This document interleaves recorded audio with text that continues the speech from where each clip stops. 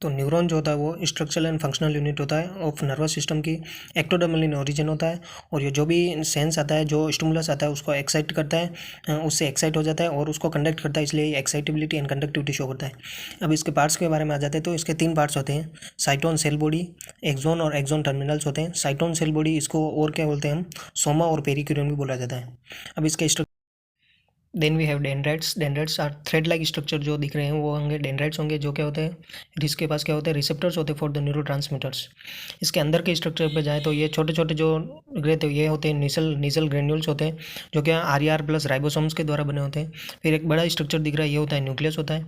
और इसका जो साइटोन जो इसका टर्मिनल जो होता है वहाँ पे होता है एक्सोन हिल्लुक होता है, जो कि द मोस्ट सेंसिटिव पार्ट होता है न्यूरॉन का, यहाँ से जो सेंस आने जाने का काम करते हैं। फिर हम आएंगे एक्सोन के पार्ट पे आएंगे तो यहाँ पे होता है हमारे माइलिन शीट होती है। माइलिन शीट जो इलेक्ट्रिकल इंसुलेटर की तरह काम करती है, जो लिपिड फैट्स इनके द्वारा बनी होती है। इसकी जो कवरिंग होती है वो बनी होती है श्वान सेल के द्वारा बनी होती है। जो पीएनएस के अंदर होती है वो श्वान सेल के द्वारा बनी होती है, लेकिन जो सीएनएस के अंदर होती है वो ओलिगोडेंड्रोसाइट जो होती है उसको सीक्रेट करती है। फिर हम आएंगे इसके बीच में जो गैप होगा, जो श्वान सेल्स इनके बीच में जो गैप होता है उसको बोला जाता है नोड ऑफ रेनवीयर बोला जाता है, जहाँ पे माइलिन शीट एब्सेंट होगी।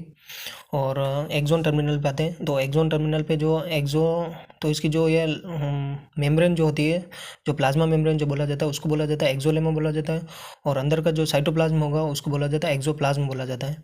और जो लास्ट टर्मिनल पार्ट होंगे, एक बल्ब जैसे स्ट्रक्चर होगी, उसको बोला जाता है साइनेप्टिक नोब, जो जिसके अंदर होते हैं साइनेप्टिक वेसिकल्स होते हैं, जिसके अंदर क्या होते हैं, न्यूरोट्रांसमीटर्स होते हैं।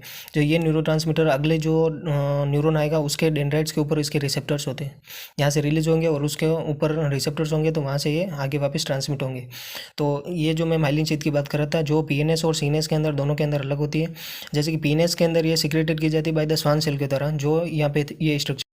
सीएनएस जो कि सेंट्रल नर्वस सिस्टम है उसके अंदर इसको सिक्रेट किया जाता है बाय द ओलिगोडेंड्रोसाइट सेल्स के द्वारा। तो वेल, ये इंफॉर्मेटिव वीडियोस आप सभी को कैसी लगी कमेंट करके ज़रूर बताएं।